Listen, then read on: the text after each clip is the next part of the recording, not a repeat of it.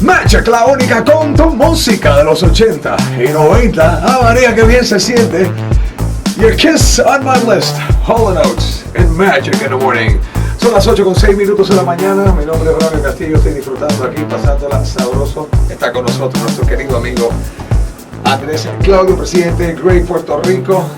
Buenos días a ti y a todos los que nos escuchan aquí, súper contento de continuar compartiendo la historia de la publicidad y también de la radio y los medios de comunicación en el país. Hablando de radio, estábamos hablando la semana pasada de cómo la radio se había insertado cómo la publicidad se había insertado en la radio y cómo de esa manera la radio y la publicidad se convirtieron en parte esencial de nuestro diario vivir. Y de hecho, un dato curioso, si alguien no lo sabía, hoy se enteran, y esto obviamente tomado de la información que hay disponible.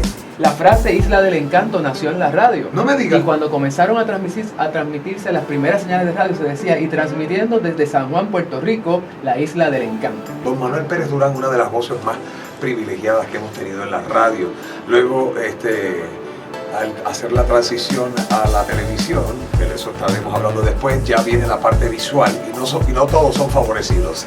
Eso es así, pero sí las voces y la magia de las voces. Sí. Para el 1930 y pico solamente había producido como 4.000 aparatos de radio en el país, así que era bien importante como medio de comunicación, pero la prensa hace una incursión hacia la radio y se lleva a sus anunciantes. ¿Quiénes eran? Los perfumes, habían cigarrillos, habían licores, habían tiendas por departamentos en el viejo San Juan, claro, que comienzan a aprovechar las menciones en vivo de estos talentos. ¿Quiénes eran algunos de los talentos? Más allá de Vamos a recordar.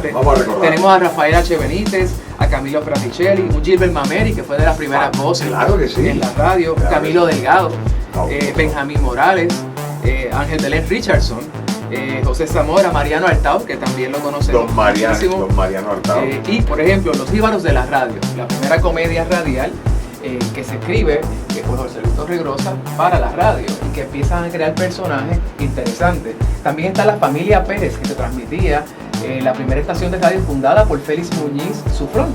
Y obviamente este primer programa, que tiene que ver con la familia Muñiz también, La Familia Pérez es una comedia familiar donde nacen muchos de los personajes conocidos. Y quién sabe, obviamente, si siendo situación familiar, años posteriores a eso, en la televisión, Luis Muñiz.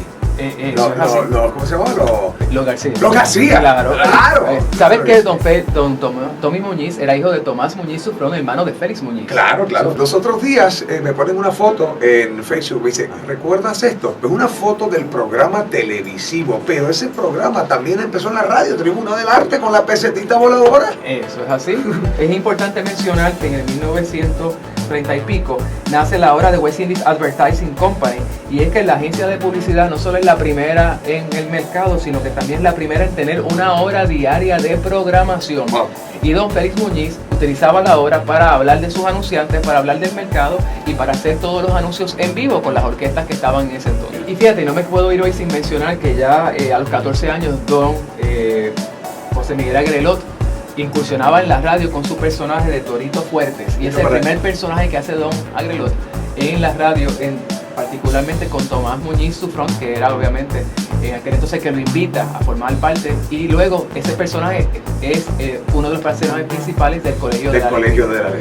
Yo creo que esto está sumamente interesante y el público está gozando. Andrés, gracias nuevamente por estar con nosotros. Gracias a ti y a todos los que nos escuchan, que pasen un lindo día y nos vemos la próxima semana. Fabuloso, nosotros continuamos con más música mágica en Magic in the Morning.